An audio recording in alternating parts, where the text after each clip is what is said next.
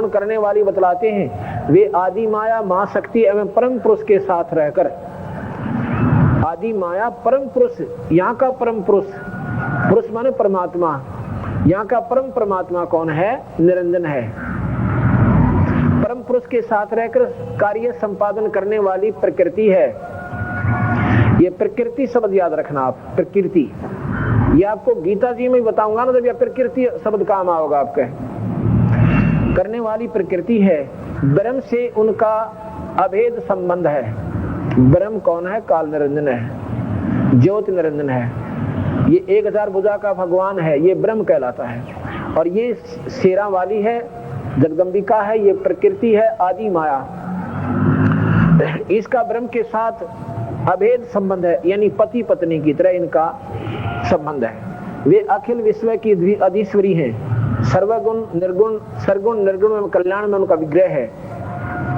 नारद जी कहते हैं, व्यास जी प्राचीन समय की बात है, ये संदेह मेरे हृदय में उत्पन्न हो गया था। जन्मेजय ने पूछा व्यास जी ने पूछा नारद जी से। नारद जी कहता कि यही संशय मेरा हुआ था, मैंने अपने पिता ब्रह्मा से पूछा।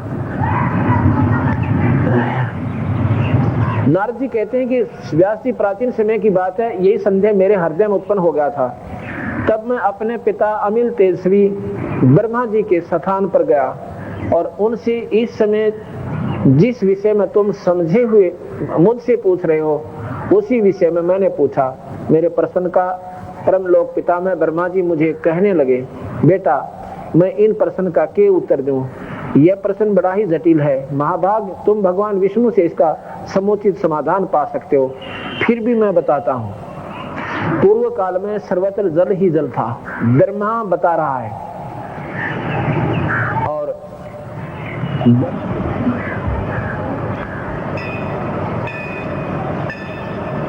पूर्व काल में सर्वत्र जल ही जल था।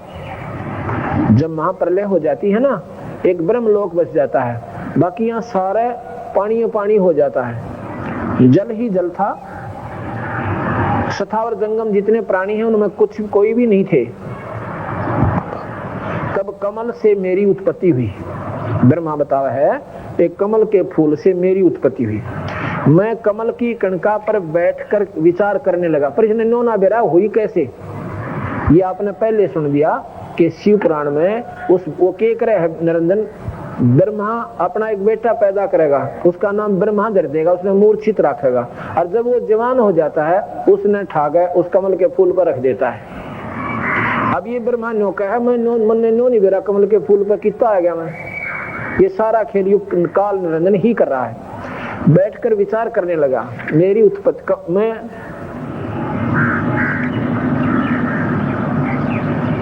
कमल पर से मेरी उत्पत्ति हुई। मैं कमल की कणिका पर बैठकर, यानी कमल के फूल पर बैठकर विचार करने लगा, इस अगाध जल में मैं कैसे उत्पन्न हो गया। ये तक कति बड़ी बूझ बना रखे हैं इस काल में। इन न्योना विराम कितना आगे कौन है, क्योंकि मुझे मालूम ही नहीं इस अगाध जल में मैं कैसे उत्पन्न हो गया। यूं विचार करके मैं जल में उतरकर 1000 वर्ष तक पृथ्वी का अन्वेषण करता रहा।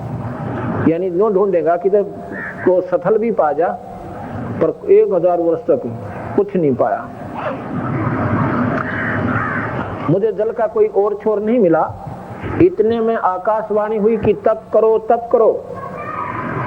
तब मैंने तपस्या आरंभ की। उस कमल के फूल पर बैठकर, बैटरी चार्ज करते हैं ये तप करके, इससे सिद्धियां आ जाती हैं तप करने से।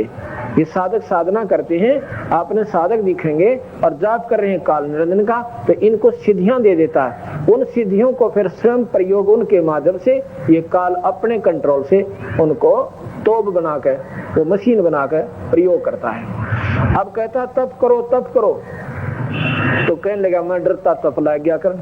कोई 1000 वर्ष तक तप करता रहा। फिर कहा सृष्टि करो सृष्टि करो। अब सृष्टि क्या की करूं, आँख खुल गई, वही को जल पानी पानी दिखे है।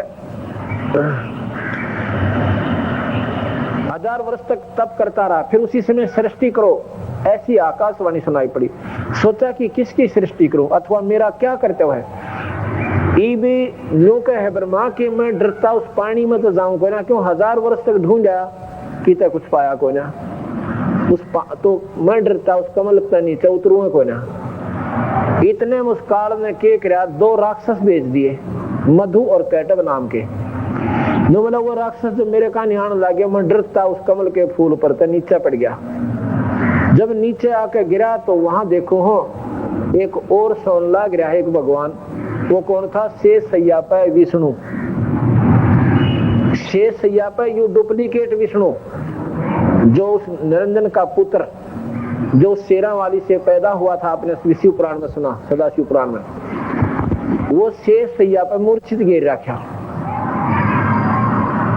जब मैं वहां गया मैंने एक व्यक्ति और दिखा, भाई यूं कौन सो रहा है। इतने में उसमें से एक शक्ति निकल गई जिससे वो बेहोश कर रखा था, वह आकाश में छा गई और विष्णु सामने एकदम बैठा हो गया, जागृत हो गया। इतने में वो मधु और कैटब भी आ गए मेरे पीछे पीछे पड़े हुए, दोनों राक्षस।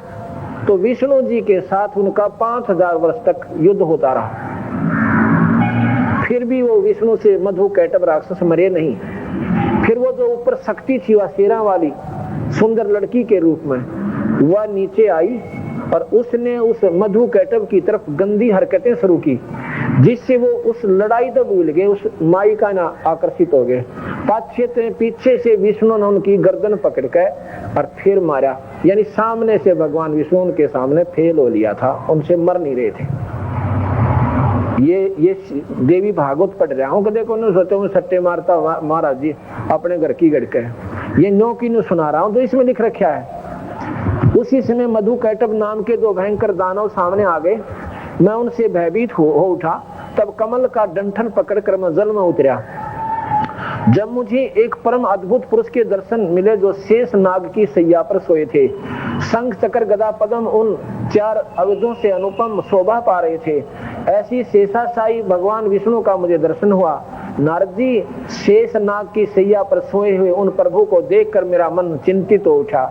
इतने में भगवती योग निद्रा याद आ गई। मैंने उनका स्मरण किया। कल्याणमयी भगवती श्री विष्णु के विग्रह से निकलकर और अचिंत रूप धारण करके आकाश में विराजमान होगी। तब तुरंत ही श्री हरि उठ बैठे, क्योंकि वो मूर्छित पड़े थे, और वो फिर उठ बैठे। इतने में मधु और कैटब के भी उन्होंने मधु और कैटब के साथ 5000 वर्ष तक कड़ी बड़ी घमासान लड़ाई करी। तब वे दैत्य मरे। कैसे मरे? पहले देवी के कटाक्ष से मधु और कैटब मोहित हो गए। इसके बाद भगवान विष्णु ने गोद में लटाकर उनके गेटी में गुठा दे दिया, यानी उनको प्राण रहित दिया, गर्दन दबोच के। और पहले ना मरे हुआ हथियारा तो भी ना मरे थे भगवान पे। अब ये नहीं समझना, क्योंकि इस सच्चाई को सच्चाई तक आना चाहिए। भगवान विष्णु उन 2 राक्षसों के सामने फेल हो गए थे। 5000 वर्ष थोड़े नहीं होते, अर्थात वो उन दोनों उससे शक्तिशाली थे जब उनसे नहीं मर रहे थे। वो भी उस माई ने अपनी कला करके उनको मरवाया जब वो शांत हुए। फिर क्या कहते हैं, इसके बाद भगवान विष्णु, अब वहां मैं और भगवान विष्णु 2 थे। ब्रह्मा बतावस है, व्यास जी कह रहे हैं कि ब्रह्मा जी ने नारद को न्यों बताई थी, जैसे न्यों की नुमा आपको बता रहा हूं। ब्रह्मा कहता मैं और विष्णु दोनों वहां पर 2 हो गए। वहीं पर रुद्र भी प्रकट हो गए। वो जो भगवान डुप्लीकेट शंकर जी भी वहां दर्दिया का काल निरंजन कीर्तन देखे हैं, तो एक और शंकर भगवान आने लग रहे हैं। हम तीनों को भगवती अद्या शक्ति के दर्शन हुए। तब वे आदि शक्ति हम लोगों से कहने लगी। देवी ने कहा, ब्रह्मा विष्णु और महेश्वर, तुम भली भांति सावधान होकर अपने अपने कार्य में संलग्न हो जाओ। सृष्टि स्थिति संहार ये तुम्हारे कार्य हैं। ब्रह्मा सृष्टि रचे, यानी ये शरीर बनावे, ये सब 184 जीवों के, और विष्णु पाले, शिव जी संहार करे, ये थारे काम से। ब्रह्मा जी कहते हैं, हम लोगों ने उनसे कहा, माता हम किस प्रकार इन प्रजाओं के सर्जन आदि कार्य में सफल हों? विस्तृत भूमि का अभाव है, सभी स्थान जलमग्न है। हमारी बात सुनकर कल्याणमयी स्वरूपिणी भगवती का मुखमंडल मुस्कान से भर गया। इतने में एक सुंदर विमान आकाश से उतरा। तब उन देवी ने हमें आज्ञा दी कि देवताओं, निर्भीक होकर इच्छा पूर्वक इस विमान में प्रवेश कर जाओ। तो कहते हैं हम तीनों के तीनों उसमें बैठ गए। वो विमान बिना गिनती की स्पीड तो चला। आगे हमने क्या देखा, तेजी से चल पड़ा और दिव्य धाम ब्रह्मलोक में जा पहुंचा। वो ब्रह्मलोक में ले गई उन्हें, जहां पहले से एक ऑलरेडी यानी सृष्टि विद्यमान थी ब्रह्मलोक की, जो निरंजन ने वहां पर खूब साजबाज जता रखा था। और यहाँ महाप्रलय के बाद कुछ नहीं था। जहां एक दूसरा ब्रह्मा विराजमान थे, उन्होंने देखकर भगवान शंकर से, उन्होंने देखकर भगवान शंकर और विष्णु ने पूछा, मुझसे पूछा, चतुरानन, चतुर आनंद का मतलब है चार मुंह वाले, आनंद माने मुंह, मुख। चतुरानन, ये अविनाशी ब्रह्मा कौन है? मैंने उत्तर दिया, मुझे कुछ पता नहीं, सृष्टि के अधिष्ठाता ये कौन है? अब सुनो इनकी बात। और यही हम बताना चाहते थे सच्चाई को, कि तीनों के तीनों ये नीचे के ब्रह्मा विष्णु महेश ये ब्रह्मलोक में पहुंच गए। वहां पर एक ब्रह्मलोक है, एक विष्णु लोक है, महाविष्णु लोक और महाशिव लोक है। जब हम नौका ये विमान महाब्रह्मा लोक में पहुंचा, वहां एक ब्रह्मा जी और बैठे, तो नौका है ब्रह्मा के शिव जी और विष्णु मेरे पूछने लगे कि ये ब्रह्मा कौन है? तो ब्रह्मा ने बोला, मुझे कुछ नहीं मालूम ये कौन है। अब ये बात ये शास्त्रों में लिखी हुई है, इनको सुनना। इतने में मन के समान तीव्र गति से विमान तुरंत वहां से चल पड़ा, कैलाश के स्वर में शिखर पर जाकर पहुंचा। वहां विमान के पहुंचते ही एक दिव्य भवन में त्रिनेत्रधारी भगवान शंकर निकले। एक शंकर, एक ब्रह्मा विष्णु तो विमान में बैठे और एक के आगे बैठे ब्रह्मलोक में। ये समझाना चाहता हूं मैं आपको कि इस काल ने इतना गजब जाल फैला रखा है। ब्रह्मा विष्णु महेश को नहीं मालूम हम कौन है और कहां से आए थे और कल ने हमारे साथ क्या बनेगी। तो आम जीव यहाँ पर कैसे सुरक्षित हो सकता है? कोई कहता है 10,000 वर्ष तपस्या करके गया महात्मा, ये तो कई लाख वर्ष कर जाओ पर काल के जाल से नहीं निकल सकते। ये तो कबीर साहब के मार्ग पर आप लग कर इस काल के जाल से बाहर हो सकते हो। वे नंदी वृषभ पर बैठे थे, त्रिनेत्रधारी शंकर निकले। वे नंदी वृषभ पर यानी बैल पर बैठे थे। नारद उस समय भगवान शंकर तथा उनके अन्य गणों को देखकर हमारे आश्चर्य की सीमा नहीं रही। अक्षण भर के बाद ही वह विमान उस शिखर से भी पवन के समान तेज चाल से चल पड़ा और बैकुंठ लोक में पहुंचा। वहां एक विष्णु लोक है, उसी ब्रह्मा लोक में। वहां भगवती लक्ष्मी का विलास भवन था। बेटा नारद, वहां मैंने जो संपत्ति देखी उसका वर्णन करने में मैं असंभव हूँ। उस उत्तम पुरी को देखकर विष्णु का मन आश्चर्य से इसके समुद्र में गोता खाने लगे। वो विष्णु जो मेरी गेला बैठा था और उस विष्णु के ठाठ ने देखकर वो भी डगमग हो गया कि यूं सौदा के भाई यहाँ भी विष्णु एक और है।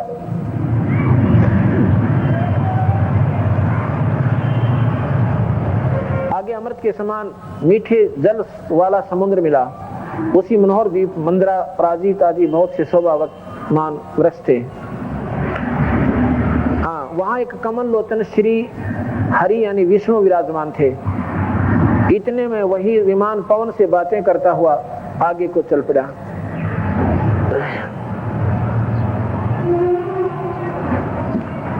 उसी द्वीप में एक मंगलमय मनोहर पलंग बिछा था। भांति भांति के रत्नों से उसकी विचित्र शोभा हो रही थी। उसमें पलंग पर एक दिव्य रमणी बैठी थी। अब गए आगे माता के लोक में। माई जो वहां पर इंडिविजुअल रहती है, अकेली रहती है और 3 रूपों में वहां भी रहती है और सूक्ष्म रूप में यहाँ भी हर अपने कार्य जो उनके लेवल के है उन भक्तों के सारथी है जो उनके सच्ची लगन से लगे हुए हैं और सही उनकी वे ऑफ वर्शिप है। तो वहां पर एक सुंदर लड़की बैठी हुई थी। उसने गले में लाल रंग की माला पहनी हुई थी। लाल वस्त्रों में श्री विग्रह यानी उसका शरीर बहुत सुंदर सुशोभित हो रहा था। मानो करोड़ों बिजलियां एक साथ चमक रही हो, इतना उनका तेजोमय शरीर था। ऐसी सुंदर स्त्री को मैंने कभी नहीं देखा था। पास में अनेकों साधक बैठे श्रीयम श्रीयम मंत्र का जाप कर रहे थे। भुवनेश्वरी, महेश्वरी आदि नामों को हृदयगम करने वाली देव कन्याएं चारों ओर बैठी थी। अब क्या कहता है कि नारद भगवान विष्णु ने उस चारों सेनी भगवती को देखकर विवेक पूर्वक निश्चय कर लिया कि ये भगवती जगदम्बिका है। तब उन्होंने कहा कि भगवती हम सभी की आदि कारण है। ये वही दिव्यांगना जिसके प्रलय का वर्ण में मुझे दर्शन हुए थे, उस समय मैं बालक रूप में था। अब क्या कहते हैं,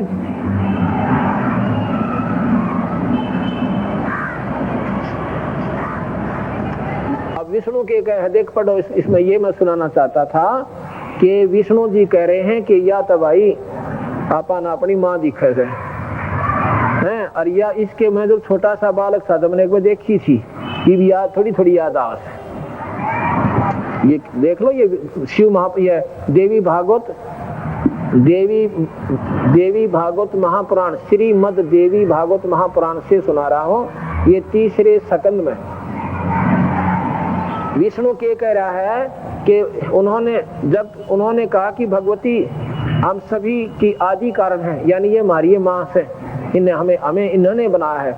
ये वही दिव्यांगना है जिसके प्रलय वर्ण में मुझे दर्शन हुए थे, उस समय मैं बालक रूप में था, यानी छोटा सा था तब मुझे इसके दर्शन हुए थे। और फिर ये जब थोड़ी सी सोझी मान लग जाते हैं, इनको बेहोश कर देते हैं और ये काल उनको अचेत रखता है। इतने जवान हो जाते हैं, इनको प्रवेश करता रहता अपनी शक्ति से, और फिर ये जहाँ था इनको पटक देता है। फिर ये चक्कर काटते हैं, अंडे मैं कहाँ था, मैं कौन। फिर इनको इतना बेवकूफ बना देते, इनके ब्याह कर दे हैं, और शादी होने पास फिर ये अपने ही इनमें इतने मगन हो जाते हैं। फिर इनको प्रभुता दे देता है, 3 लोग के अंदर तुम मालिक हो, जो चाहे सो कर सकते हो। और प्रभुता जिसमें आएगी वो फिर किसी की नहीं सुनता, अपने आप में मगन हो जाता है, आगे की सुध रहती को ना। ब्रह्मा जी कहते हैं, इस प्रकार बताकर भगवान विष्णु ने फिर कहा कि हम लोग बारंबार प्रणाम करते हुए उन भगवती के पास चले। हम सभी अर्थात मैं, विष्णु और शंकर तीनों द्वार के पास जाकर विमान से नीचे उतरे। जब देवी ने हम सभी को द्वार पर देखा तब वे मुस्कुराकर हंसने लगी, और परंतु हम तीनों को स्त्री बना दिया। जब हम तीनों विमान से उतर कर वहां पहुंचे ना उनके द्वार पे, हम तीनों को लड़की बना दिया, स्त्री बना दिया। हम उत्तम आभूषणों से अलंकृत रूपवती युवती बन गए। अब हमारे आश्चर्य का पार न रहा। फिर हम उस देवी के सन्निकट चले गए। हम स्त्री रूप में थे। हम भगवती को प्रणाम करके सामने बैठ गए। वहां देवी की हजारों सहेलियां विराजमान थी। नारद जी, मैंने जो अद्भुत दृश्य वहां देखा वो बतलाता हूँ, तुम ध्यान देकर सुना। भगवती भुवनेश्वरी के चरण कमल के समान कोमल थे, कमल के समान कोमल थे। नख सबस दर्पण का काम कर रहा था। उनके नाखून न्यों चमके थे कि उसमें ये सारे लोग दिखाई दे थे। उसमें मैं भी दिखा, विष्णु भी दिखा, और शिव जी भी दिखा, और मधु कैटभ भी दिखे। ये सब लोग दिखाई दिए। हमने मान लिया कि ये सारी इस ब्रह्मांड की रचने वाली यही माया है, यही हमारी माँ है। इसका ये पूरा प्रमाण यही है।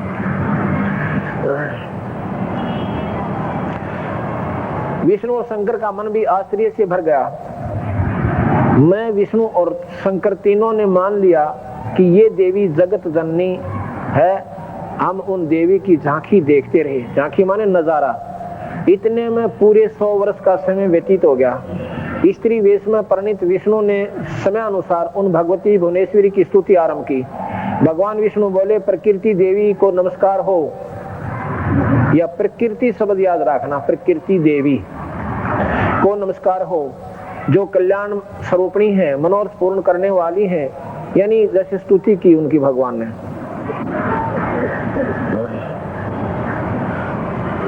तुम संपूर्ण मनोरथ पूर्ण करने वाली कर देती हो। मैं बार बार तुम्हारे चरणों में मस्तक रखता हूँ। भगवान शंकर बोले, देवी, यदि महाभाग विष्णु तुमसे प्रकट हुए, उनके बाद उत्पन्न होने वाले ब्रह्मा भी आप ही के बालक हुए, और मैं भी आपका ही बेटा हुआ। अर्थात ये तीनों देवताओं की माँ जगदम्बिका, ये शेरा वाली प्रकृति देवी स्वयं प्रमाणित हो रही है देवी भागवत में।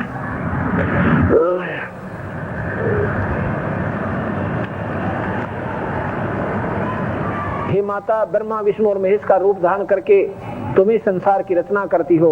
ब्रह्मा जी कहते हैं अद्भुत तेजस्वी भगवान शंकर के यूं स्तुति करने पर भगवती जगदम्बिका ने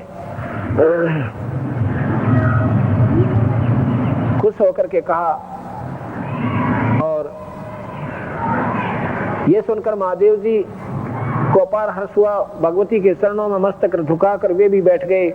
मैं भी महामाया की जगदम्बिका के चरणों में गिर पड़ा और मैंने उनसे कहा, माता तुम अखिल जगत की सृष्टि करने वाली शुद्ध स्वरूपा हो भवानी, तुम एक हो, अध्या शक्ति हो, संपूर्ण स्वतंत्र। वेदों में तुम्हारा ही तो ज्ञान कराया है।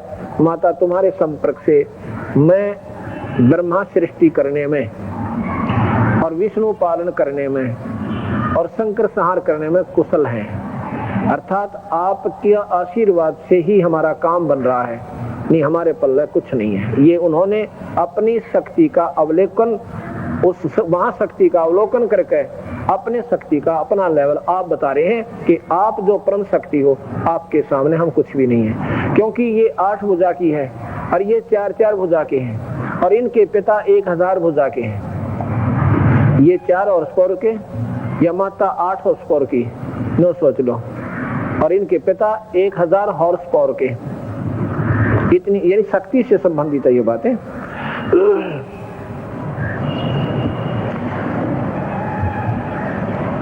फिर क्या कहते हैं,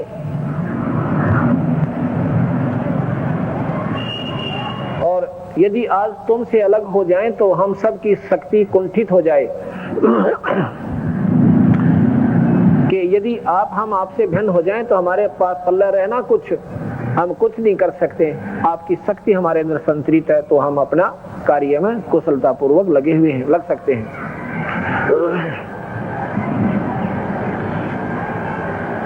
वेद कहते हैं एकम मेवा द्वितीयम ब्रह्म है, क्या ये आत्मा स्वरूपा तुम ही हो? ब्रह्मा बोला, वेदों में लिखा है कि एक ब्रह्म है, क्या वो आप ही हो? अकबाई बात सुन, वह स्वरूप अथवा वह कोई दूसरा पुरुष है? मेरे इस संदेह को दूर करने के लिए कृपा करो। किसी महापुरुष के प्रभाव से ही मुझे आपके चरणों की सेवा सुलभ हुई है। तुम स्त्री हो या पुरुष हो, यह रहस्य मुझे विशद रूप से कृपा करके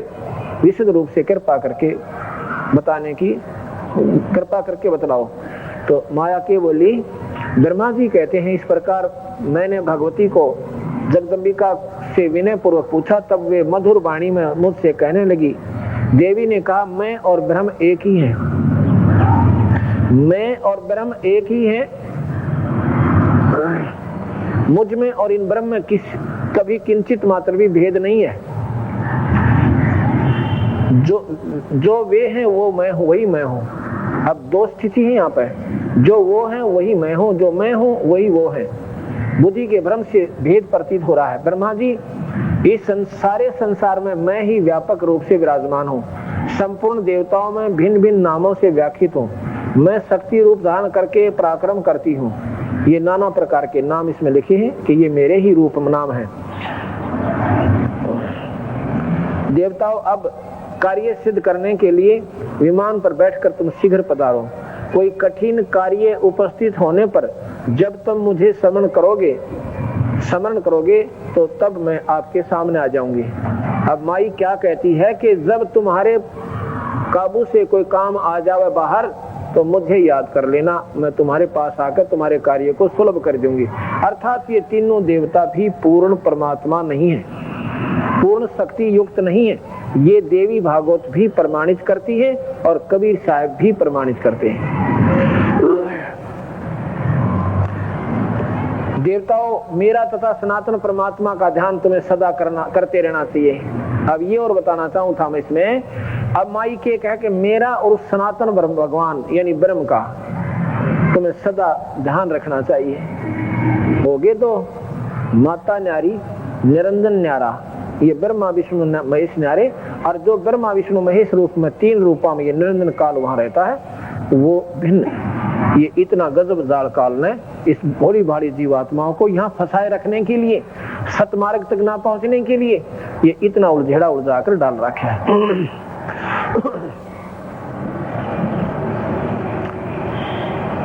देवताओं मेरा तथा सनातन परमात्मा का ध्यान तुम्हें सदा करते रहना चाहिए।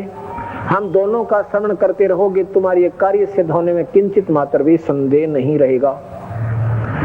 यदि भाई वह माया कहती है, शेरा वाली जगदम्बिका, यदि तुम मेरा ध्यान रखोगे ना और इस सनातन भगवान थारे पिताजी का, तो तुम्हारे कार्य सिद्ध होने में किंचित मात्र भी कोई संदेह नहीं है, यानी तुम्हारे काम पूर्ण रूप से सर जाएंगे। अब इसी को मैं आपको गीता जी में प्रमाणित करना चाहता हूं।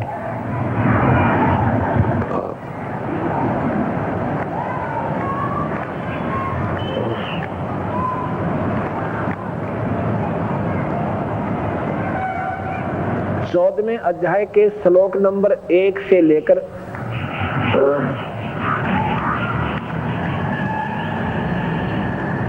5 तक का वर्णन आपको सुनाता हूं, इससे और क्लियर हो जाएगा।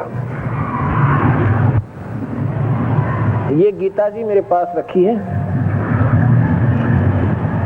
और 2 लेखकों की न्यारी न्यारी टीका है। ये तो है जय दयाल गोविंद का के द्वारा टीका किया हुआ, गीता प्रेस गोरखपुर से प्रकाशित है। और दूसरी है ये बड़ी, ये भी गीता प्रेस गोरखपुर से प्रकाशित है और श्री राम सुखदास जो कि गीता प्रेस गोरखपुर के जो है संस्थापक भी हैं। बहुत विद्वान पुरुष हैं, बहुत वयोवृद्ध महात्मा हैं, इनके द्वारा टीका किया हुआ है। ऐसे नहीं कि वैसे हमने कई शास्त्रों को पढ़ा, सभी का टीका न्यारा न्यारा देखा, लेकिन सरलार सभी का एक है, इसमें कोई अंतर नहीं है। टीका बिल्कुल ठीक है इनका। इसमें लिखा है अध्याय नंबर 14 के श्लोक नंबर 1 में कहा कि हे अर्जुन, वह श्रेष्ठ अति उत्तम उस परम ज्ञान को फिर कहूंगा जिसको जानकर सब मुनिजन इस संसार से मुक्त होकर परम माने आगे की सिद्धि माने लक्ष्य को प्राप्त हो गए।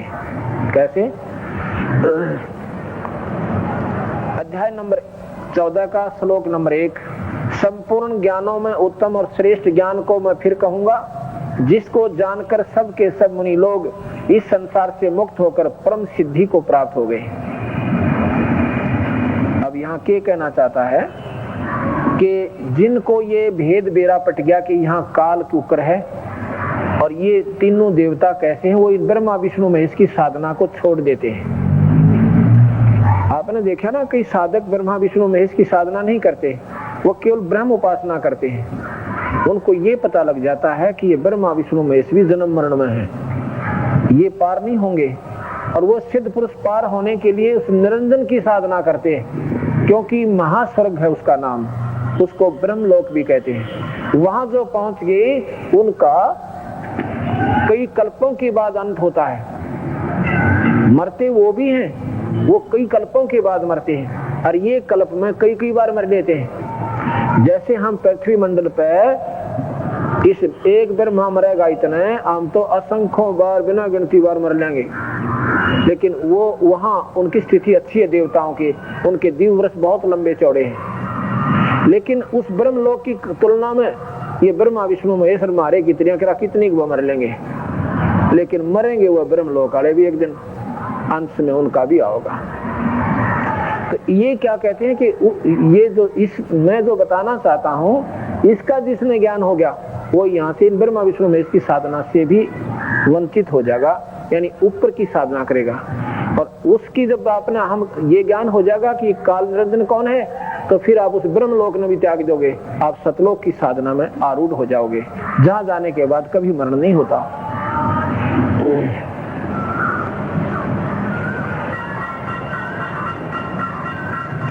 अध्याय नंबर 2 श्लोक नंबर 2 अध्याय नंबर 14 का गीता जी में, इस ज्ञान का आश्रय लेकर जो मनुष्य मेरी सद मत को प्राप्त हो गए हैं, सद्धर्मता को प्राप्त हो गए हैं, वे महास्वर्ग में भी पैदा नहीं होते, महाप्रलय में व्यवस्थित नहीं होते। कौन? जिन्होंने ब्रह्मा विष्णु महेश की भी साधना त्याग दी और मेरी साधना यानी काल की कर ली, ब्रह्म की, वो ब्रह्मा विष्णु महेश और कई बार मर लेंगे, वो फिर भी नहीं मरेंगे। लेकिन जब मैंने बताया कि कई अरबों कल्पों के बाद वो भी अंत होगा, लेकिन यहाँ के जन्म मरण से, यहाँ की जो हमारी स्थिति से तो देवता लोग अच्छे, देवताओं से वो महास्वर्ग यानी ब्रह्मलोक वाले अच्छे, लेकिन अच्छे वो भी कोई ना, वो भी मरने में आएंगे। अंत में अच्छे कौन है? सतलोक में जहाँ से हम आए थे, वहाँ अपना कभी मरण नहीं होगा, वहाँ हम सदा सुखी रहेंगे, कोई काम नहीं है वहाँ पर परमपिता परमात्मा सतपुरुष की व्यवस्था है। सभी प्राणी वहाँ अपने ईश्वर के ध्यान में मगन रहते हैं और वहाँ अपना परिवार बनेगा, फिर वो मरण कभी नहीं होगा। और साधना बिल्कुल आसान है, एक नाम मिलता है और उस नाम का जाप करते रहिए और अपना परमात्मा का ध्यान रखिए, परम पिता का, और साथ में अपने बच्चों का पालन पोषण भी करते रहिए।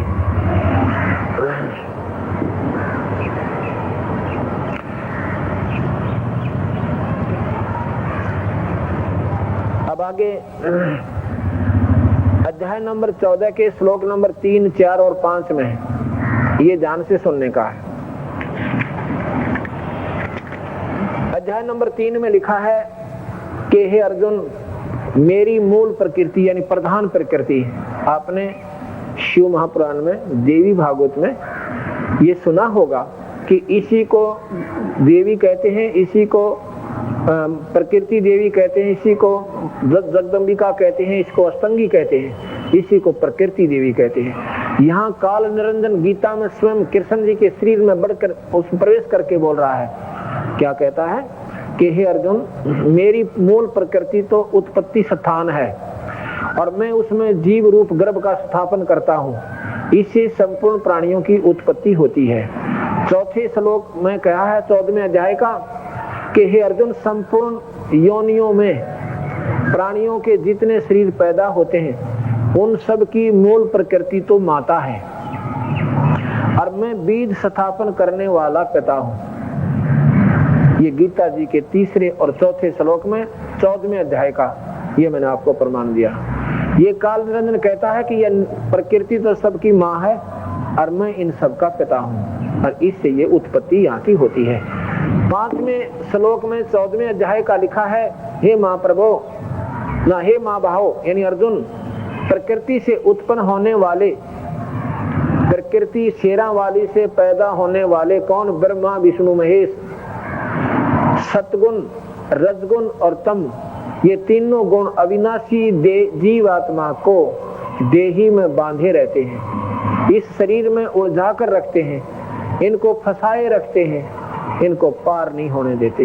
अब बताओ, गीता जी कहने लग रही, ये गीता जी बोल रही है, क्या कहते हैं कि अर्जुन, इस प्रकृति से उत्पन्न होने वाले ये तीनों ब्रह्मा विष्णु महेश, रजगुण ब्रह्मा और सतगुण विष्णु, तमगुण शंकर जी, ये इस भोली भारी जीवात्मा को इस शरीर में फंसा कर रखते हैं। कभी गधी बना देते हैं, कभी कुतिया बना देते हैं, कभी कुत्ते बना देते हैं और कभी गंदी नाली के कीड़े बना देते हैं। ये इस जीव को यहाँ से निकल नहीं देते। ये खुद भगवान ब्रह्म कह रहा है और इन तीनों ब्रह्मा विष्णु महेश को कहते हैं कि ये तुम्हें दुखदाई है। अब सुनो इस बात को ध्यान से।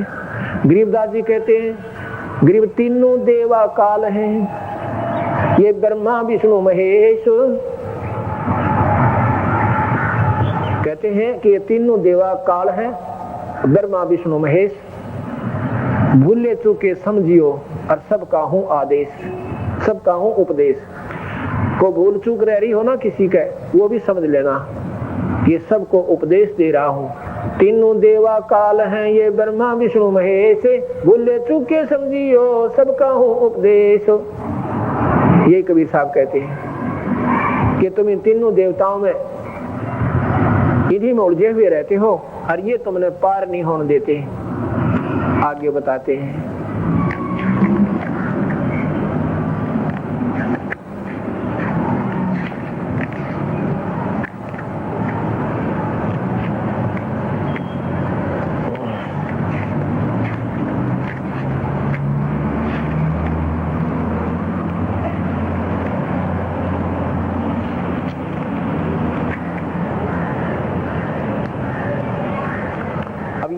आपको बताना चाहते थे कि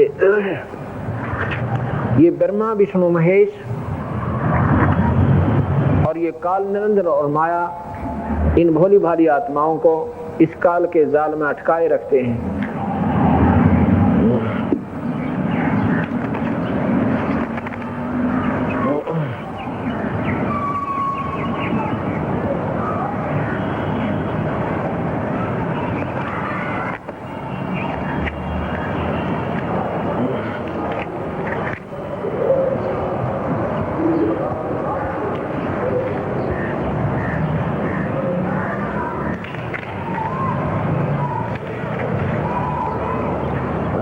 क्या कहते हैं बंदी छोड़?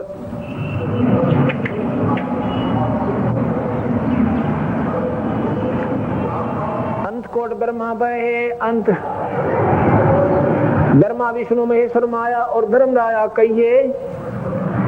ब्रह्मा विष्णु महेश्वर माया और धर्म राय काल निरंजन। ब्रह्मा विष्णु महेश माया और धर्म राया कहिए। इन पांचों मिल पर पंच बनाया वाणी हमरी लइए। अब क्या कहते हैं कि इन पांचों ने मिलकर ये परपंच बना रखा है। किस किसने? ब्रह्मा विष्णु महेश ने, शेरा वाली ने, प्रकृति देवी ने और काल निरंजन ने। इन सब ने ये परपंच बना रखा है। वाणी हमारी लहिए। हम जो विचार व्यक्त कर रहे हैं इनको ध्यान पूर्वक समझ लेना, सुन लेना कि हम क्या कहना चाहते हैं।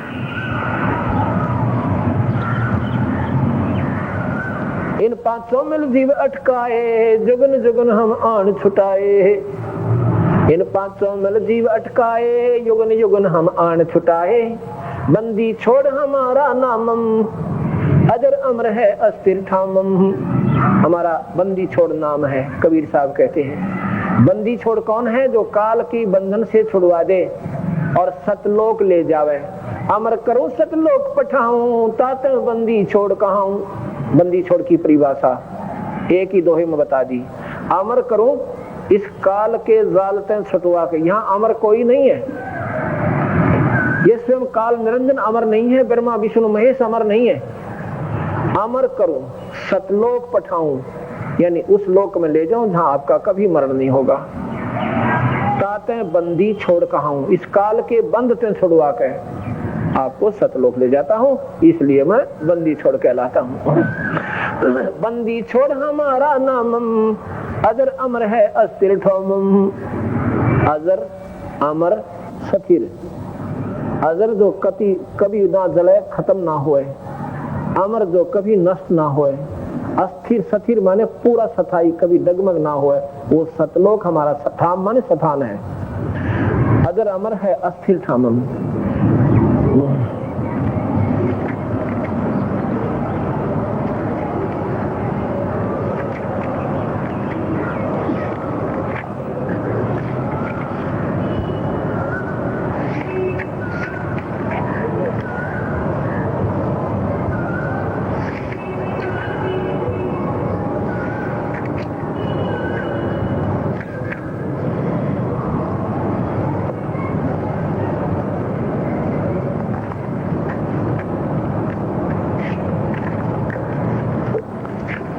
बातों को आप ध्यानपूर्वक सुनोगे जब बात बनेगी कि कबीर साहब ने सच्चाई का पूर्ण रूप से वर्णन किया है और हम इनको थे, एक कवि थे, ये तो बस ऐसे ही गाने गुने गाते थे, लेकिन ये परमात्मा थे, ये अनंत कोटि ब्रह्मांड के मालिक थे।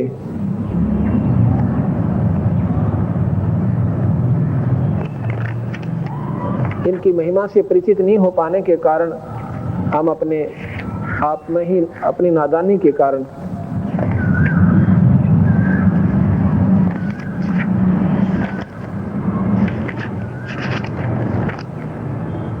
ब्रह्मा विष्णु महेश को तो हमने भगवान मान लिया और परमात्मा को परमात्मा की संज्ञा में नहीं ले पाने के कारण हम फिर भरम गए और फिर भटक गए। और कौड़ियों की जो है जोड़ी बन रखी थी,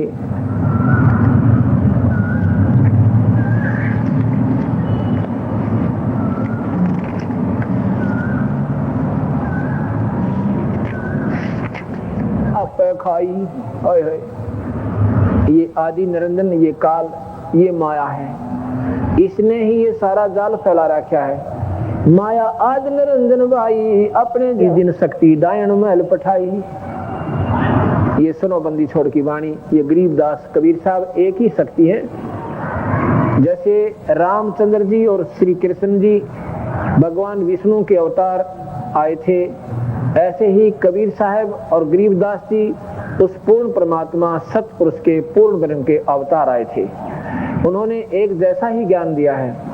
गरीबदास जी महाराज की वाणी बताती है, शिखर सुन में धर्म अन्यायी, जिन शक्ति डायन महल पठाई। शिखर सुन में, शिखर माने चोटी में, यानी बिल्कुल आखिर में, किसमें? ब्रह्मांड के अंतिम लोक में ये काल निरंजन रहता है। उसने इस अपनी पत्नी शक्ति डायन बताई इसको यहाँ पर, क्योंकि ये मजबूर है बेचारी, इसकी ड्यूटी ऐसी दे रखी है। ब्रह्मा विष्णु महेश के माध्यम से ये सारा काम करवा रही है। ब्रह्मा शरीर बनाता है, विष्णु पालता, शिव जी मार देता है, और इनके पिता निरंजन 1 लाख जीवों को रोज खाते हैं। 1 लाख जीवों का रोज आहार करते हैं वो। यहाँ आप देखते हो कोई एक्सीडेंट में, जैसे गुजरात के अंदर के जुल्म हो गया, वो बहन और भाई अपने बच्चों के छाती से लगाए हुए अपने आनंद मंगल से बैठे हुए थे। 1 मिनट के बाद अनर्थ हो गया, हजारों व्यक्तियों की जान गई, उनके परिवार गए, उनकी ज्यादा संपत्ति की जिन पर वो आश्रित हुए बैठे थे। ये काल ऐसे झटके देता है। अब पीछे दिया था इसमें उड़ीसा के अंदर, हजारों बहन भाई वहां समाप्त हो गए। कभी दूसरे देशों में, कभी किसी कारण से, एक्सीडेंट से, नेचुरल डेथ से, बीमारी से 1 लाख जीवों की, मनुष्य शरीरधारियों की अपनी पूरा कोटा एक शाम को कर लेता है। और इनको फिर इन निरंजन के लोक में एक तपस्शिला है। शिला माने पत्थर, अपने आप गर्म रहती है वो, और उसके ऊपर भून कर उसमें से वासना निकाल कर उन जीवों के जो उनसे मल निकलता है उसको ये खाता है। जीव मरता नहीं। कई भाई भ्रम डाल में पड़ जाते हैं कि जीव तो अमर है, फिर ये शरीर यहाँ रह जाता है, खाता क्या है? ये शरीर खोखा है, ये स्थूल शरीर है, मिट्टी से बना हुआ 5 तत्वों से। इसके अंदर एक सूक्ष्म शरीर और है, एक कारण शरीर और है। उस कारण शरीर के अंदर महाकारण कवल्य, फिर वो जीव आत्मा है। इसके ऊपर इतने आवरण चढ़ा रखे, ये ऊपर खोखा चढ़ा हुआ। जैसे बादाम की गिरी जो न्यारी होती है, ऊपर कवर न्यारा होता है, उस कवर से वो गिरी बनती है। इस कवर से ये खट्टे मीठे शराब, सुल्फा, बीड़ी, तमाकू, गंदे व्यसन, गंदी नजरें, गंदे गाने, ये जितने भी आनंद लेता है ये मन, ये सारा इस शरीर के अंदर समावेश कर जाता है।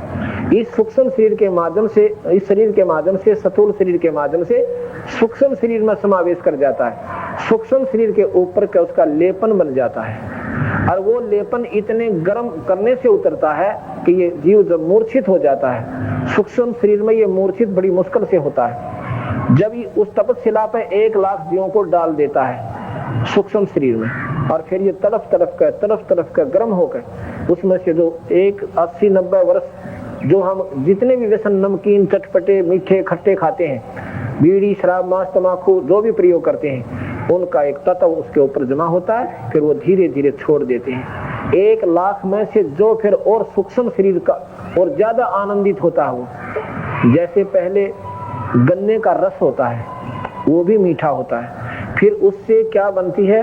बूरा बनती है, यानी शुगर बनती है। शुगर उससे भी बढ़िया मीठी होती है। शुगर से फिर आगे कंद बनाया जाता है, वो उससे भी अच्छा मीठा बन जाता है। ऐसे ही और सूक्ष्म हो जाता है तो और आनंदित होता है। तो उस 1 लाख जीवों को ये काल निरंजन भून के और खाता है। और यहाँ पर हम अपना बेटा और बेटी समझ के, अपने बहन और भाई समझ के, और टक्कर मार मार कर होते हैं, हमारा भाई मर गया, हमारी बहन मर गई, और बाकी सब्र कर लेते हैं। तो कबीर साहब कहते हैं, नादानो, अब ये सोचो तो कभी ये ऐसा क्यों हो रहा है? जिसको भगवान कहे वही खा रहा है। गीता में स्वयं कह रहा है कि मैं सबको खाऊंगा, एक न ना छोड़ दूं, और उसकी तुम पूजा कर रहे हो, तो कैसे बख्शेगा आपको? उस भगवान की पूजा करो जो काल से बाहर है। और भगवान कभी मारता नहीं, भगवान कभी नहीं मारेगा। जो मारता वो भगवान नहीं, वो निर्दयी है। जो कुत्ते और कुतिया बनावा है और सुर सुरी बनाकर गोबर खिलावा है, उसको तुम भगवान मान रहे हो? फिर कहते हैं तो अपने कर्म है। कर्म किसके लिए किए? अब मैं मर जाऊं, किसके लिए कर्म कर रहा था? ये करवाए जा रहे थे बाई फोर्स। तो भाई ये सब काल निरंजन नचा रहा है। कबीर साहब की शरण में आने के बाद ये निष्क्रिय हो जाता है, ये फिर असर नहीं करता उस हंस के ऊपर, इसके ऊपर कोई असर नहीं रहता उसका। इसने इसके लिखे हुए गंदे लेखों को भी कबीर साहब काट देता है, इनके गंदे कर्मों को काट देते हैं और फिर उनको स्वस्थ कर देते हैं, उनके ऊपर कर्म की दंड को मार को भी काट देते हैं और फिर भक्ति करवा के सतलोक ले जाते हैं। शिखर सन में धर्मन्यायी जिन शक्ति डायण मल पठाई, लाख ग्रासे नित उठ दूती माया आद तकत की कुती। लाख ग्रासे 1 लाख का आहार प्रतिदिन करती है कौन? ये काया या काल निरंजन, इस माया के माध्यम से। ये सब माया थी उसकी। ये कहते हैं भाई गुजरात में इतने आदमी मर गए, कोई माया से भगवान की। महाराज कहते हैं माया लाख ग्रासे नित उठ दूती, ये माया आद तकत की कुती। वो माया ही अनृत कर रही है, उसकी जो शक्ति है उस काल की, वो यहाँ गुप्त रूप में सत्यानाश करवा देती है। और वो 1 लाख जीवों को स्वयं खा रहा है। 1.25 लाख घड़ी है नित भांडे, हंसा उत्पत्ति पर ले डंडे। 1.25 लाख घड़ी है नित भांडे, ये भांडे यानी बर्तन, ये शरीर, ये कवर 1 लाख 1.25 लाख रोज बनाते हैं, 1 लाख का आहार कर लेते हैं। 1.25 लाख घड़ी है नित भांडे, हंसा उत्पत्ति पर ले डंडे। फिर पैदा कर देता है, फिर मार देता है। उत्पत्ति पैदा करना, प्रलय माने संहार कर देना, खत्म कर देना। ये तीनों चेला बटपारी, सिरजे पुरुष सिरजी नारी। ये तीनों चेला ब्रह्मा विष्णु महेश बटपारे माने ठग, यानी जीव को पार नहीं होने देते, यहीं पर घुमा फिरा कर उलझा देते हैं। और यही गीता जी के 14वें अध्याय का 5वां श्लोक बताता है कि अर्जुन, ये प्रकृति से उत्पन्न तीनों गुण ब्रह्मा विष्णु महेश यानी रजगुण सतगुण तमगुण इस भोली आत्मा को बाहर नहीं होने देते, पार नहीं जाने देते। और यही कबीर साहब कहते हैं, ये गरीबदास जी कहते हैं, ये तीनों चेला बटपारी, सिरजे पुरुष सिरजी नारी। ये तीनों ब्रह्मा विष्णु महेश ठग हैं और ये इन जीवों को उलझा रहे हैं, पार नहीं होने देते। और यह गीता जी का है। अगर मैं अकेला इस कबीर साहब की वाणी न बता दूं तो सिर फोड़न हो जाओ तुम, जो कहोगे कैसे कह रहे हैं भगवान को। और भगवान कहने लग रहे आपका गीता में कि तीनों गुण जीव ने उलझा रखे हैं, उलझाए रखते हैं, तीनों गुण ब्रह्मा विष्णु महेश। ना पढ़कर देखो दोबारा उस गीता जी को। खोखापुर में जीव भुलाए, सपना विस्त बैकुंठ बनाए। ये खोखापुर है। खोखा माने ऊपर तो बढ़िया दिखा, अंदर कुछ नहीं पावे। कवर, ये कवर कितना बढ़िया देख, ऊपर तो इतनी पालिश कर रखी, क्या सुंदर बना रखा, अंदर इसमें क्या डंगा ठोक रखा, हार्ड मांस है, इसमें फिर थूक, डस्टा, ढीड, मूत्र है, आंतों के लोथड़े के रखे। कोई कुत्ता आपने देखा हो ना एक्सीडेंट में, उसका फटा हुआ शरीर है, उसकी तरफ देखा नहीं जाता अपने से। और इस नाम लिए फिर लाग रही सारे अड़ंगे ने ऊपर के सुथरा खोखा बना रखा। ये खोखा है, ऊपर तो बढ़िया दिखा, भीतर कुछ कोई ना। खोखापुर में जीव भुलाए, सपना विस्त बैकुंठ बनाए। ये व्यस्त जिसने स्वर्ग का ये स्वप्न बना रखा है, यहाँ बोलो रखे, फिर इस स्वर्ग में थोड़े दिन वहां राजी रखा, फिर नरक में ठोक दे, फिर 84 लाख के कोल्लू में पड़े पातशाह तो वापस धक्के खाएगा। मनुष्य शरीर में जब ये जीव आता है, जब इस काल निरंजन का आग लग जाती है, कहीं इसको भक्ति ना मिल जाए। परमात्मा एक मानते हो, परमात्मा एक मानते हो कि भगवान एक है, तो उसका शास्त्र एक चाहिए था, उसकी वे ऑफ वर्शिप भी एक ही चाहिए थी। ये इतने उलझेड़े किसने कर दिए? इस काल भगवान निरंजन ने, इस ब्रह्म ने, कि कोई सत मार्ग पर ना लग जा, कोई भक्ति ना कर ले। ऋषि जन भक्ति करते थे, जैसे विश्वामित्र भक्ति कर रहा था, एक उर्वशी भेज दी, वो वहां पहुंच गई, उसके साथ शादी कर ली, एक लड़की होगी, जब छोड़ कर भागी, अब फिर मारा माथे माथो ऋषि, उसकी तपस्या गई। जब तपस्या कर रहा था, करने क्यों ना दिया उसको? क्यों पंगे पाए उस बेचारे की जान को? क्योंकि ये भक्ति करने ना दे, और करे तो गलत कर लो, मंदिर में चले जाओ, तीर्थों पर चक्कर काटने जाओ, जो गीता में लिख रखा है ऐसे मत करो, गीता जी में लिख रखा है ऐसे मत करो, और कर लो, श्राद्ध निकाल लो। और गीता जी में मना करा क्या, पत्थर मत पूजो, देवी देवताओं की पूजा मत करो, भूतों की पूजा मत करो, और ये सब के सब कर रहे हो। और गीता जी ने सिर पे रखकर घूमते हैं। गीता जैसा ज्ञान नहीं, और मानना कति नहीं, करना का उल्टी साधना है। क्योंकि ये काल हर इंसान के अंदर विद्यमान है, ये मन रूप में ये निरंजन विद्यमान है, ये जीव को भ्रमित रखता है। खोखापुर में जीव भुलाए, सपना बिस्त बैकुंठ बनाए, ये अरहट का कुआ लोई, यागल बन जा है सब कोई। रहट का कुआ, पहले एक सिंचाई का साधन एक कुआ होता था, वेल, और उसमें एक चैन सी होती थी, बकेट लगी हुई होती थी, उसमें एक बैलों से उसको चलाया जाता था कोल्लू की तरह। तो नीचे से पानी वो बकेट चैन के ऊपर से वो बाल्टियां भर के आती थी और बाहर खाली हो जाती थी, नीचे से फिर भर लाती थी, फिर खाली हो जाती थी। अब यहाँ पर क्या बता रखा है कि यहाँ पर पुण्य कमाओ और स्वर्ग में खाली कराओ, और फिर नरक में जाओ, फिर स्वर्ग में यहाँ आओ, पुण्य कमाओ, वहां खाली कराओ, 84 लाख के चक्कर काटो। ये एक रहट का कुआ लो, रहट हर हट जिसे कहते हैं। और या गढ़ बन जा है सब कोई, कीड़ी कुंदर और अवतारा, हर हट डोर बंधे कोई वारा। ये भगवान ब्रह्मा विष्णु महेश जैसे भी असंख्यों बार मर लिए, असंख्यों बार पैदा हो लिए, 84 लाख दुनिया में जा लिए। ब्रह्मा विष्णु महेश कोई व्यक्ति विशेष नहीं है, दीज आर द पोस्ट, ये एक पदवी है। और इन पे जो उसकी इक्विवेलेंट यानी अच्छी आत्मा का जो हंस होता है, उनके वो काल निरंजन अपनी पत्नी के माध्यम से और उन अपने बच्चों के रूप में उनको पैदा करता है। उन उच्च आत्माओं को, जो अच्छी आत्माएं हैं, जो परम आत्माएं हैं, परम माने श्रेष्ठ आत्माएं। परमात्मा की परिभाषा क्या है? परम माने श्रेष्ठ, आत्मा माने आत्मा, ऊंची आत्माएं। ब्रह्मा विष्णु महेश इस 3 लोक में सबसे उत्तम आत्माएं हैं, इसलिए इनको इस पोस्ट पर नियुक्त किया। जब ये अपनी पूरी अवधि पूरी कर लेंगे, ये 84 लाख दुनिया में आत्मा जाएंगी ये, क्योंकि अब ये भक्ति नहीं कर रहे, अब तो मौज मार रहे हैं, क्योंकि आज से ब्याह हो रहे और इनकी प्रभुता पूरी से, देवी देवता जोड़े खड़े ना, अच्छी उर्वशी नाचे इनके स्वर्गा में। ये भक्ति नहीं करते, और करते हैं तो काढ़ता है कि एक बार 84 के चक्कर में जाएंगे और फिर ये आओगे उबर के, फिर इनका नंबर कहीं आओगा तो दूसरी बात है। ऐसे ही फिर जो उच्च आत्मा है उनका नंबर आ जाएगा। ये पोस्ट है, ब्रह्मा विष्णु महेश, ये शंकर, ये पोस्ट है अपनी। जैसे कोई होम मिनिस्टर बन गया, कोई डिफेंस मिनिस्टर बन गया, ऐसे।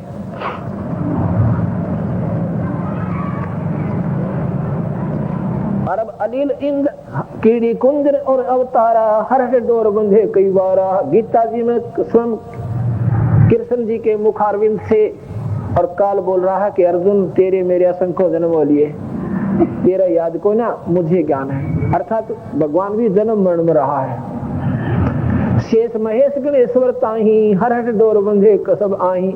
ये शेष महेश और गणेश ये सारे जन्म मरण में है, और ये जो है ऐसे ही चलते रहते हैं। शुक्रादिक ब्रह्मादिक देवा, हर हट डोर बंधे सब खेवा। कोट करता फिरता देखा, हर हट डोर कहूं सुन देखा। चतुर्भुजी भगवान कहाँ में, हर हट डोर बंधे सब आवे। ये चतुर्भुजी भगवान कहाँ में, हर हट डोर बंधे सब आवे। ये चतुर्भुजी भगवान जिनको तुम कहते हो, यो है खोखापुर का कुआ, या मैं पड़ा तो निश्चय मुआ।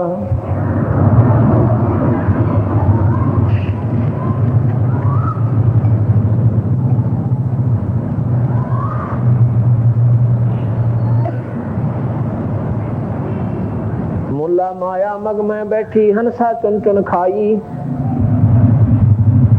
ज्योत निरंजन भया, ज्योत स्वरूपी भया निरंजन, मैं ही करता भाई।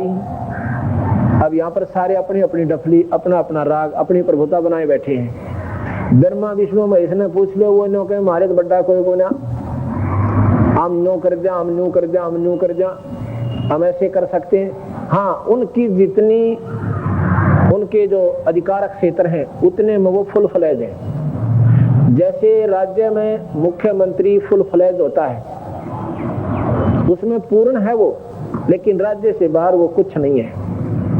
ऐसे ऐसे ये तीन लोक के पूर्ण प्रभु हैं।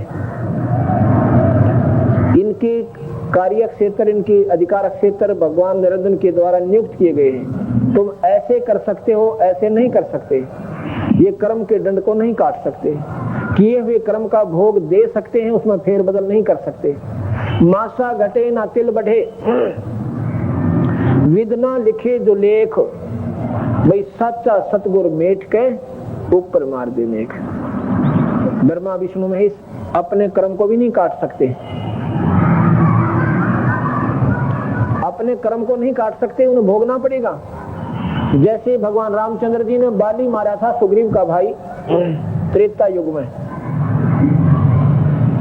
उसका बदला भी द्वापर युग में स्वयं कृष्ण बनकर आए वही भगवान विष्णु, और तीर से उनकी हत्या की गई। उसी आत्मा जो कि बालिया था, बाली का वही आत्मा आकर के एक पारदी शिकारी बना था। तो गरीबदास जी महाराज कहते हैं, जब ये अपने कर्म को नहीं काट पाए, अपना कर्म भोगना पड़ा, तो आप इनकी आराधना साधना करके कर्म दंड तो कटवा नहीं सकते, वो भोगना पड़ेगा। इसलिए यहाँ का हार्ड एंड फास्ट रूल बना दिया कि जैसे कर्म प्राणी करेगा भोगने पड़ेंगे। ये गीता जी का मूल ज्ञान है। जैसे का मतलब है बुरे भी और अच्छे भी। और बंदी छोड़ कहता है कि मासा घटे ना चल बजे, विधना लिखे जो लेख। ये विधना कौन? निरंजन।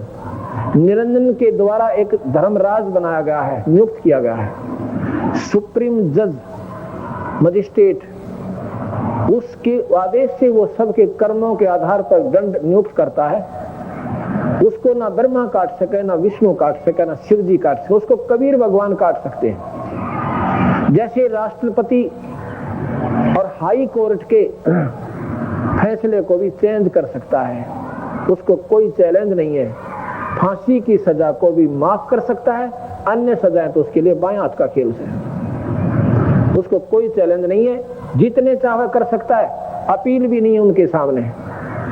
तो इसलिए उनको कोई पूछने वाला भी नहीं है कि आपने ऐसा क्यों कर दिया। आज भी सारी जेल को खाली कर सकता है एक आदेश में, सभी जेलों को, सभी फैसले फेल कर सकता है अगर चाहे तो वो सुप्रीम पावर है। राष्ट्रपति supreme power of the country. ऐसे ही कबीर साहब वो पूर्ण परमात्मा है।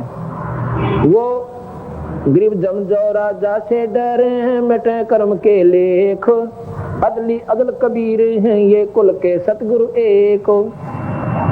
ये कर्म के दंड को, कर्म के लेख को मिटा देते हैं, अपनी तरफ से लिख सकते हैं। ये पूर्ण परमात्मा है।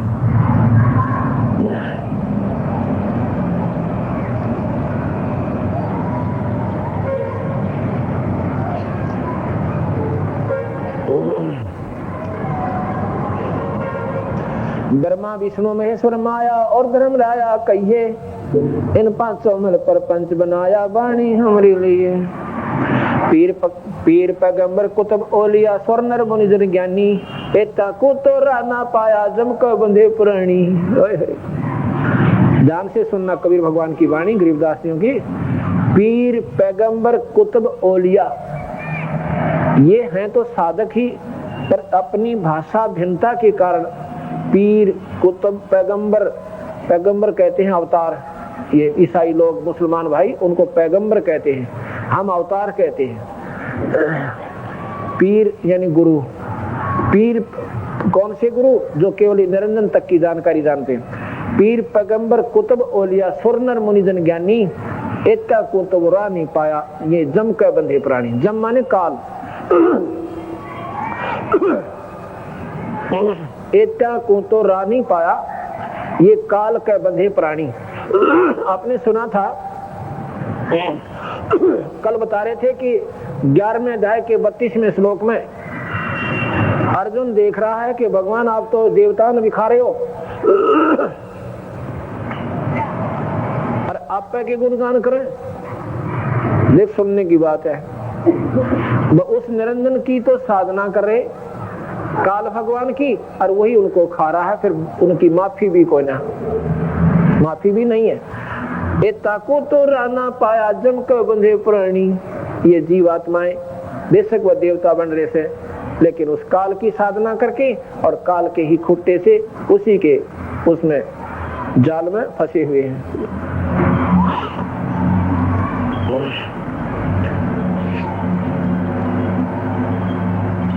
धर्मराय की धूमा धामी जम पर जंग चलाऊं, जरा को तो जान न दूंगा बांध अदल घर लाऊं। काल अकाल दो हूं को मोसू महाकाल शर्मुंडो, मैं तो तख्त हजूरी हुक्मी चोर खोज को ढूंढो। मुल्ला माया मग में बैठी हंसा चुन चुन खाई, ये जोत स्वरूप भी बयान निरंजन माया करता भाई। ब्रह्मा विष्णु का बेस कहते हैं ये भगवान, और निरंजन कहता मैं भगवान। नो बोला ओ भी नो का मैं भगवान। 88 दीप मुनीश्वर बंधे मुल्ला डोरी, 88 दीप मुनीश्वर बंधे मुल्ला डोरी, एता मजलम का तलमाना चलियो पुरुष के सोरी। 88 दीप मुनीश्वर, 88,000 खेड़े बना रखे काल में, उसमें ऋषियों को न्यारे न्यारे स्थान दे रखे 88,000 ऋषियों को, और वो मौज मार रहे थे, उनकी वहाँ शादी हो रही है और दोनों के ठाठ हो रहे। नौका फिर गधे बनाओगा तुमने, ये थोड़े दिन के चौचले देखे। या कहते हैं 88 दीप मुनीश्वर बंधे मुल्ला डोरी, मुल्ला यानी इस काल की डोर का बंध रहे हैं, माया की डोरी का बंध रहे हैं। इतना मजलम का तलबाना चलियो पुरुष के सोरी। इन सब में काल का तलबाना माने हुक्म चलता है, और समय आने पर सबको 84 लाख दुनिया में जाना पड़ेगा। इसलिए उस परमात्मा सतपुरुष की, उस भगवान की साधना करो जो गीता जी में लिखा है कि उसकी साधना करने से फिर जन्म मरण नहीं होगा।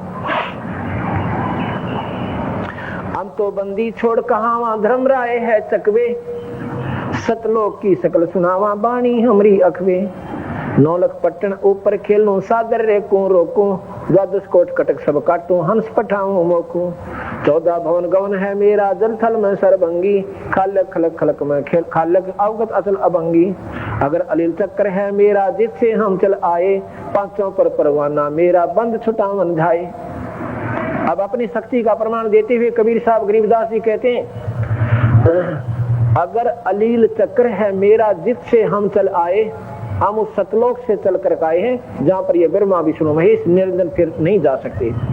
और इन पांचों पर परवाना मेरा, इन ब्रह्मा विष्णु महेश माया और धनराय के ऊपर मेरा हुक्म चलता है, और हम बंद छुटावन आए। हम तुम्हारे को इस काल से निकाल के सतलोक ले जाने के लिए आए हैं। यहाँ कुत्ते गधे नहीं बनने देंगे आपको। जिन्होंने हमारा नाम ले लिया उनका जन्म होगा तो मनुष्य का होगा, स्त्री या पुरुष का, जब तक यहाँ से पार नहीं होगे। चाहे 2 जन्म लगे चाहे 100 जन्म लगे, आपको इन गंदी दुनिया में कबीर साहब नहीं जाने देगा। अब यहाँ देखो किसी ना किसी अंश के लिए खेल हो रहा है, इसमें जरूर 10, 20, 50 आत्मा जुड़ेंगी जो उस ईश्वर कबीर भगवान की होंगी, अन्य नहीं आएंगी। यहाँ पर हीरो हीरोइन आ जाते, या कोई अन्य ये रामायण महाभारत गीता की कथा करनी है, संत आ जाते, दुनिया इकट्ठी हो जाती। ये कथाएं आपने खूब सुन रखी हैं, पर उन कथाओं के सुनने गाने तक कुछ लाभ नहीं होगा जब तक ये कड़वा ज्ञान नहीं सुनोगे। हमने करना क्या है, हम किस कोर्स को करें जिससे हमारा आगे आने वाला बेनिफिट बने सही। हमने कोई ज्ञान तो है नहीं, वहां पर आंखा में इसी देखा देखी लगे हुए, जिससे हमें बेनिफिट भी नहीं हो रहा और हम भगवान में आस्था भी पूरी रखे हुए हैं, क्योंकि हमारी वे ऑफ वर्शिप एक्यूरेट नहीं है। हमारी पूजा की विधि 3 लोग की भी ठीक हो ना, गीता के अनुसार चलकर देखो।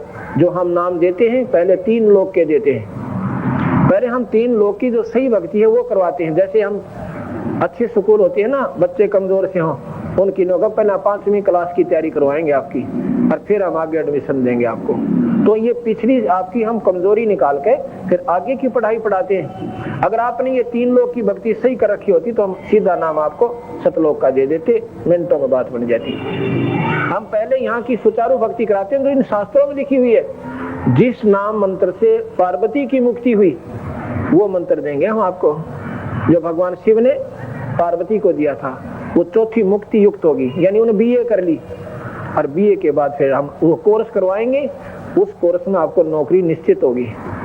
हमारा जो मार्ग है इसमें मुक्ति निश्चित है, इसमें मुक्ति पक्की है, इसमें 2 राय नहीं है। जैसे कई स्कूल बताए, मिलिट्री स्कूल है कि उनमें जो बच्चा अपने पूरी पढ़ाई करता हुआ निकल गया उसको नौकरी पक्का है। तो हमारी इस भक्ति में कबीर साहब में मुक्ति निश्चित है, अगर हमारी मर्यादा में चलकर और ये करते रहोगे तो।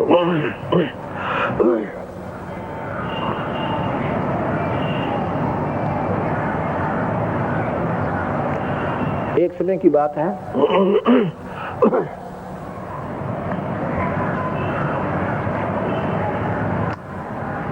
अगर अलील चक्कर है मेरा जिससे हम चल आए, पांचों पर परवाना मेरा बन छुटावन ढाए। जहाँ ओंकार निरंजन नाही, ब्रह्मा विष्णु वेद ना जाही। जहाँ करता नाही जान भगवाना, काया माया नहीं पंडन प्राणा। पांच सत्य नौ गुण नाही, जोरा कार दीप ना जाही। अमर करो सतलोक पठाऊं, तात बंदी छोड़ कहूं। अब क्या कहते हैं बंदी छोड़, कि हम जहाँ पर हम ले जाएंगे वहाँ पर कोई न्यारी स्थिति नहीं है, वहाँ पर सभी हंस एक लेवल के होंगे, उनमें ऊंच नीच नहीं। ऊंच नीच जहाँ पर है वहाँ राग द्वेष है, वहाँ पर मान बढ़ाई है।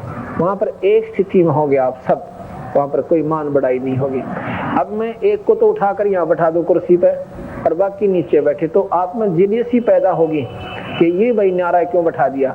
कि एक लेवल पर बैठे हो, एक ही लाइन में खाना खा रहे हो, तो आप बिल्कुल शांत रहोगे। अशांति नहीं हो सकती। यहाँ से राजा आवे चाहे गवर्नर आ जाओ, उसने यही बैठना होगा अगर सत्संग सुनना है तो फिर द्वेष नहीं बनता। ऐसे हम सतलोक में जाएंगे, वहाँ एक लेवल में होंगे, ऊंच नीच नहीं है। अरे स्वर्ग में तो बिरानमाटी हो रही जीव की, एक बड़ा देवता एक उससे छोटा देवता। वो उसके गेला खचा तानी, वो उसके गेला खचा, वो उसकी पत्नी ने बूंदी नजर तो देख रहा है, वो उसकी नहीं देख रहा। अब प्रमाण मिल रहा है कि गौतम ऋषि की पत्नी के पास खुद चंद्रमा देवता गए और ऐसा जुल्म किया उसने। जब वहां पर भी ऐसे जुल्म हो रहे हैं तो यहाँ कौन से ये काहे के सुख आप ले रहे हो। जैसी वृत्ति आपकी है ऐसी उनकी है, तो उसमें कोई अंतर नहीं हुआ। उनकी भक्ति सुचारू नहीं बनी, मान बढ़ाई बस साधना कर गई और वहां पर उन्हीं जुल्मों के अंदर उन्हीं विकारों में ग्रस्त हैं और फिर 84 लाख दुनिया को भोगते रहेंगे। तो हम जो मार्गदर्शन आपको कर रहे हैं उस पूर्ण परमात्मा सतपुरुष का कर रहे हैं। इसमें सबसे पहले हमारे गुरु होने चाहिए। गुरु के बिना कोई भी साधना आपकी सफल नहीं होगी। कोई भी भक्ति करो, चाहे आप ब्रह्मा विष्णु महेश की कीजिए, लेकिन गुरु अवश्य बनाना पड़ेगा। केवल मंदिर में घंटी बजाते और मूर्ति पर पानी डालते आपकी कभी मुक्ति नहीं होगी। ना मूर्ति में भगवान, ना मंदिर में ईश्वर। ईश्वर अगर मिलेगा तो संता दो रफा होगा। संत जिसने कमाई कर रखी है और जिसका कनेक्शन उस संत का उस ईश्वर से हो चुका है, जो योग युक्त हो चुका है, उससे फिर आप कनेक्शन लोगे, उनसे नाम लोगे। आपके घर में उस ईश्वरीय शक्ति का जिस लाइन से उस संत की कनेक्शन है, वो शक्ति आपके घर पर जितना वो लाभ दे सकती है आपको देगी। इसलिए गुरु ढूंढना आपने प्रथम चाहिए। और गुरु कौन होगा? केवल नाम आसरा देगा गुरु होगा तो। और भाई ये माता मसानी कनागल सरहद फलाना धकड़ा ये तुम पहले पूज ही रहे थे, अगर ऐसे कोई बताता है तो संत नहीं होगा। कलयुग केवल नाम आधारा, सुमर सुमर नर उतरो पारा। कलयुग में जीवन थोड़ा है, कर ले बेग संभार। योग साधना बने नहीं बिरा, केवल नाम आधार। एक नाम से मुक्ति होगी। ध्रुव ने किस चीज की जाप किया था? नाम का जाप किया था। प्रहलाद ने काहे का किया था? नाम का जाप किया था। और बहुत जल्दी प्राप्ति होती है नाम से। ये सभी आपके काम भी सरते हैं इस भगवान के नाम पे। अब मैं आपको कबीर भगवान की शक्ति का छोटा सा प्रमाण बताता हूँ। भक्त राजेंद्र दौलतपुर खेड़ी हरियाणा से, इनकी लड़की जो है, राजेंद्र है क्या यहाँ? आ जाए एक बार। इनकी लड़की ये कुमारी मंजू, इसको 11 वर्ष से तकलीफ थी, ये बीमार रहती थी।